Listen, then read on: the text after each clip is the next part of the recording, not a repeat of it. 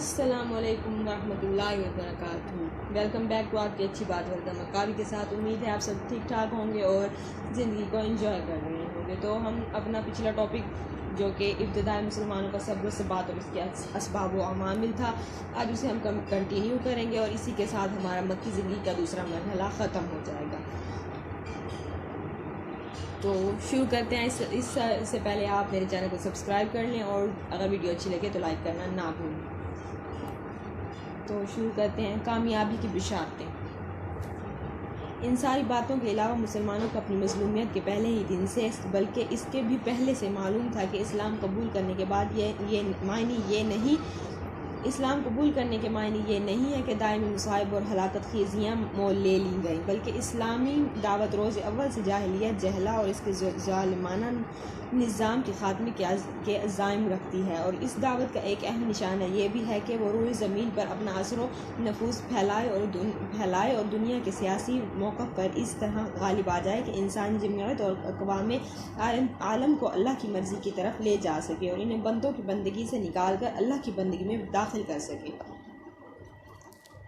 कुरान मजीद में ये बशारतें कभी इशारतन और कभी सराहतन नाजिल हुई थी। चुनांचे एक तरफ हालात ये थे कि मुसलमानों पर पूरी रोए ज़मीन अपनी सारी वुसअतों के बावजूद तंग बनी हुई थी और ऐसा लगता था कि अब वो पनप ना सकेंगे, बल्कि इनका मुकम्मल सफाया कर दिया जाएगा। मगर दूसरी तरफ इन्हीं हौसला शकन हालात में ऐसी आयात का नज़ूल भी होता रहता जिनमें पिछले अम्बिया के वाक़यात और इनकी कौम की तकज़ीब और कुफ्र की तफसीलात मज़कूर होती थी। और इन आयात में इनका जो नक्शा खींचा जाता था वो बेईना वही होता था जो मक्के के मुसलमानों और काफिरों के माबीन दरपेश था।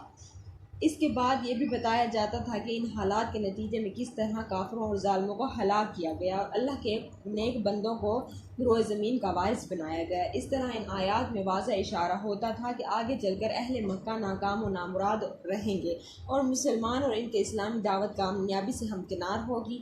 फिर इन्हीं हालात और अयाम में बाज़ ऐसी भी आयतें नाजिल हो जाती थी जिनमें सराहत के साथ अहले ईमान के गलबे की बिशारत मौजूद होती थी। मसलन अल्लाह ताला का इरशाद है, अपने फरस्तादा बंदों के लिए हमारा पहले ही ये फ़ैसला हो चुका है कि इनकी ज़रूर मदद की जाएगी और यकीनन हमारा ही लश्कर गालिब रहेगा। बस ए नबी सल्लल्लाहु अलैहि वसल्लम एक वक्त तक के लिए तो इनसे रुख फेर लो और इन्हें देखते रहो, अनकरीब ये ख़ुद भी देख लेंगे। क्या ये हमारे अजाब के लिए जल्दी में जा रहे हैं? तो जब वो इनके सहन में उतर पड़ेगा तो डराए गए लोगों की सुबह बुरी हो जाएगी। नीज़ इरशाद है, अनकरीब इस जमीयत को शिकस्त दे दी जाएगी और ये लोग पीठ फेर कर भागेंगे। मज़ीद एक आयत का तर्जुमा है, ये जत्थों में से एक मामूली सा जत्था है जिसे यहाँ शिकस्त दे दी जाएगी। मुहाजिरीन हिबशा के बारे में इरशाद हुआ, जिन लोगों ने मज़लूमियत के बाद अल्लाह की राह में हिजरत की, हम इन्हें यकीनन दुनिया में बेहतरीन ठिकाना अता करेंगे और आखिरत का अजर बहुत ही बड़ा है अगर लोग जानें। इस तरह कुफार ने रसूलुल्लाह सल्लल्लाहु अलैहि वसल्लम से हज़रत यूसुफ अलैहिस्सलाम का वाक़या पूछा तो जवाब में ज़मनन ये आयत भी नाजिल हुई। यूसुफ और इनके भाइयों के वाक़े में पूछने वालों की निशानियाँ हैं, यानी अहले मक्का जो आज हज़रत यूसुफ अलैहिस्सलाम का वाक़या पूछ रहे हैं, ये ख़ुद भी इसी तरह नाकाम होंगे जिस तरह हज़रत यूसुफ अलैहिस्सलाम के भाई नाकाम हुए थे और इनकी सुपरांदाजी का वही हाल होगा जो इनके भाइयों का हुआ था। इन्हें हज़रत यूसुफ अलैहिस्सलाम और इनके भाइयों के वाक़े से इबरत पकड़नी चाहिए कि ज़ालिम का हशर क्या होता है। एक जगह पैगम्बरों का तज़किरा करते हुए इरशाद हुआ, कुफ़ार ने अपने पैगम्बरों से कहा कि हम तुम्हें अपनी ज़मीन से ज़रूर निकाल देंगे या ये कि तुम हमारी मिल्लत में वापस आ जाओ। इस पर इनके रब ने इनके पास वही भेजी कि हम ज़ालिमों को यकीनन हलाक कर देंगे। ये वादा है इस शख्स के लिए जो मेरे पास खड़े होने से डरे और मेरी वईद से डरे। इसी तरह जिस वक्त फ़ारिस और रूम में जंग के शोले भड़क रहे थे और कुफ़ार चाहते थे कि फ़ारसी गालिब आ जाए, क्योंकि फ़ारसी मुशरिक تھے اور مسلمان چاہتے تھے رومی غالب آ جائیں، کیونکہ رومی بہرحال اللہ پر، پیغمبروں پر، وحی پر، اس آسمانی کتابوں پر اور یوم آخرت پر ایمان رکھنے کے دعوے دار تھے، لیکن غلبہ فارسیوں کو حاصل ہوتا جا رہا تھا۔ تو اس وقت اللہ نے یہ خوشخبری نازل فرمائی کہ چند برس بعد رومی غالب آ جائیں گے، لیکن اسی ایک بشارت پر اکتفا نہ کی، بلکہ اس زمن میں یہ بشارت بھی نازل فرمائی کہ رومیوں کے غلبے کے وقت اللہ تعالیٰ مومنین کی بھی خاص مدد فرمائے گا، جس سے وہ خوش ہو جائیں گے۔ چنانچہ ارشاد ہے، یعنی اس دن اہل ایمان بھی اللہ کے ایک خاص مدد سے خوش ہو جائیں گے۔ اور آگے چل کر اللہ کی یہ مدد جنگ بدر کے اندر حاصل ہونے والی عظیم کامیابی اور فتح کی شکل میں نازل ہوئی۔ قرآن کے علاوہ خود رسول اللہ صلی اللہ علیہ وآلہ وسلم بھی مسلمانوں کو وقتاً فوقتاً اس طرح کی خوشخبری سنایا کرتے تھے۔ چنانچہ موسم حج میں آپ کو عکاظ، مجنہ اور ذوالمجاز کے بازاروں میں لوگوں کے اندر تبلیغ رسالت کے لیے تشریف لے جاتے تو صرف جنت ہی کی بشارت نہیں دیتے، بلکہ دو ٹوک لفظوں میں اس کا بھی اعلان فرماتے تھے، لوگو لا الہ الا اللہ کہو، کامیاب رہو گے اور اس کی بدولت عرب کے بادشاہ بن جاؤ گے، اور اس کی وجہ سے عجم بھی تمہارے زیر نگین آ جائے گا، جب تم وفات پاؤ گے تو جنت کے اندر بادشاہ رہو گے۔ یہ واقعہ پیچھے گزر چکا ہے کہ عقبہ بن ربیعہ نے آپ صلی اللہ علیہ وآلہ وسلم کو متاع دنیا کی پیشکش کر کے سودے بازی کرنی چاہیے، اور آپ صلی اللہ علیہ وآلہ وسلم نے جواب میں حامیم تنزیل السجدہ کی آیت پڑھ کر سنائی، تو عتبہ کو یہ توقع بند گئی کہ انجام کار آپ صلی اللہ علیہ وآلہ وسلم غالب رہیں گے۔ اسی طرح ابو طالب کے پاس آنے والے قریش کے آخری وفد سے آپ صلی اللہ علیہ وآلہ وسلم کی جو گفتگو ہوئی تھی، اس کی بھی تفصیل گزر چکی ہے۔ اس موقع پر بھی آپ صلی اللہ علیہ وآلہ وسلم نے پوری صراحت کے ساتھ فرمایا تھا کہ آپ صلی اللہ علیہ وآلہ وسلم ان سے صرف ایک بات چاہتے ہیں جسے وہ مان لیں تو عرب ان کا تابع فرمان بن جائے اور عجم پر ان کی بادشاہت قائم ہو جائے۔ حضرت خباب بن ارد کا ارشاد ہے کہ ایک بار میں خدمت نبی صلی اللہ علیہ وآلہ وسلم میں حاضر ہوا، آپ صلی اللہ علیہ وآلہ وسلم کعبہ کے سائے میں ایک چادر کو تکیہ بنائے تشریف فرما تھے۔ اس وقت ہم مشرکین کے ہاتھوں سختی سے جو دو چار تھے۔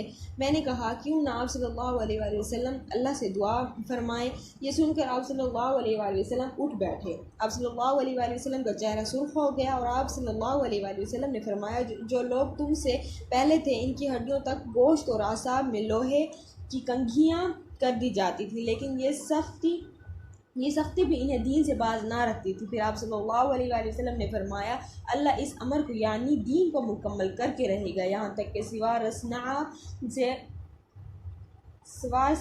سے حضر موت تک آ جائے، اور اسے اللہ کے سوا کسی کا خوف نہ ہوگا، البتہ بکری پر بھیڑیے کا خوف ہوگا۔ ایک روایت میں اتنا اور بھی ہے کہ لیکن تم لوگ جلدی کر رہے ہو۔ یاد رہے کہ یہ بشارتیں کچھ ڈھکی چھپی نہ تھیں بلکہ معروف و مشہور تھیں، اور مسلمانوں ہی کی طرح کفار بھی ان سے واقف تھے۔ چنانچہ جب اسود بن مطلب اور اس کے رفقا صحابہ کرام رضی اللہ تعالی عنہم کو دیکھتے تو تانا زنی کرتے ہوئے آپس میں کہتے کہ لیجیے آپ کے پاس روئے زمین کے بادشاہ آ گئے ہیں، یہ جلدی شاہان کیسر و کسرا کو مغلوب کر لیں گے۔ اس کے بعد وہ سیٹیاں اور تالیاں بجاتے۔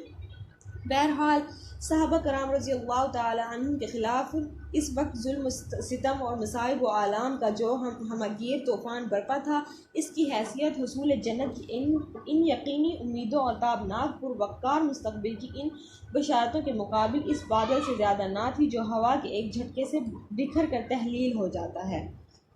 علاوہ ازیں رسول اللہ صلی اللہ علیہ وآلہ وسلم اہل ایمان کو ایمانی مرغوبات کے ذریعے مسلسل روحانی غذا فراہم کر رہے تھے، تعلیم کتاب و حکمت کے ذریعے ان کے نفوس کا تزکیہ فرما رہے تھے، نہایت دقیق اور گہری تربیت دے رہے تھے، اور روح کی بلندی، قلب کی صفائی، اخلاق کی پاکیزگی، مادیات کے غلبے سے آزادی، شہوات کی مقاومت اور رب السماوات والارض کی کشش کے مقامات کی جانب ان کی نفوس قدسیہ کی ہدہ خوانی فرما رہے تھے۔